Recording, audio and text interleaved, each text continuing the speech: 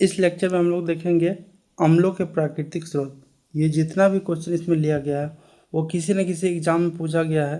ये repeated question है और एग्जाम में बार बार पूछा जाता है। तो चलिए शुरुआत करते हैं। पहला जो अम्ल है वो है फॉर्मिक अम्ल। तो फॉर्मिक अम्ल जो है ये लाल चींटी या फिर बिच्छू के डंक या फिर मधुमक्खी के डंक में पाया जाता है।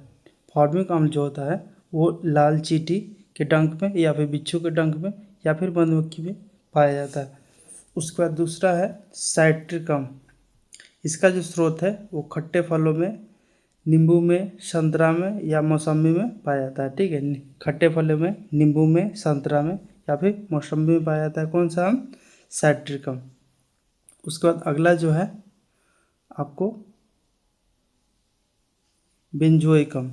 ठीक है, अगला जो है बेंजोइक अम्ल। ये आपको घास में या फिर पत्ते में, ठीक है, घास में, पेड़ पौधे के पत्ते में या फिर मूत्र में बेंजोइक अम्ल पाया जाता है। उसके बाद अगला जो है ऑक्जेलिक अम्ल। ऑक्जेलिक अम्ल जो है ये सारेल के वृक्ष में या फिर टमाटर में या फिर पालक में पाया जाता है।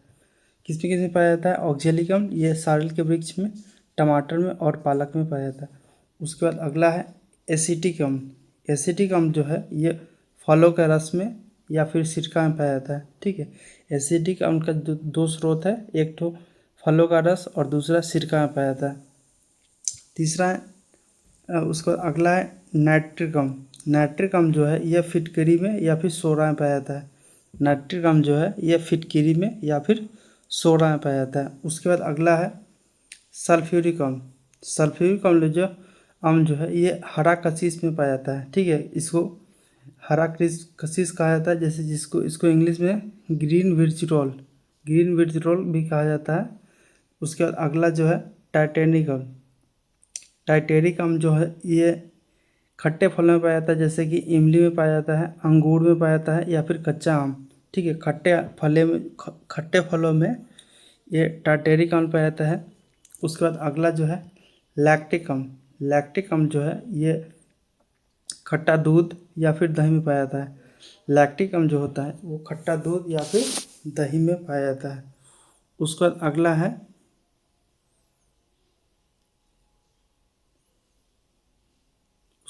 है यूरिक अम्ल। अगला है यूरिक अम्ल। ये आपको स्तनधारियों को मूत्र में पाया जाता है। यूरिक अम्ल जो होता है स्तनधारियों का मूत्र में पाया जाता है। उसके बाद अगला है मैलिक अम्ल। मैलिक अम्ल जो है ये सेब में पाया जाता है। मैलिक अम्ल सेब में पाया जाता है। उसके बाद है टैनिक अम्ल। टैनिक अम्ल जो है ये आपको चाय में पाया जाता है। उसके बाद अगला है ब्यूटेरिक अम्ल। ब्यूटेरिक अम्ल जो है यह मक्खन में पाया जाता है। उसके बाद अगला है आपको उसका अगला है ग्लूमेटिक अम्ल। ग्लूमेटिक अम्ल जो है ये आपको गेहूं में पाया जाता है। ग्लूमेटिक अम्ल जो है ये आपको गेहूं में पाया जाता है। उसके बाद अगला है एस्कॉर्बिक अम्ल। एस्कॉर्बिक अम्ल जो है ये आपको आंवला या फिर ये भी खट्टा फल या फिर विटामिन सी में पाया जाता है। आंवला, खट्टे फल या फिर विटामिन सी में पाया जाता है। उसके बाद अगला है एमिनो अम्ल। एमिनो अम्ल जो है ये प्रोटीन में पाया जाता है। तो आज के लिए इतना, धन्यवाद।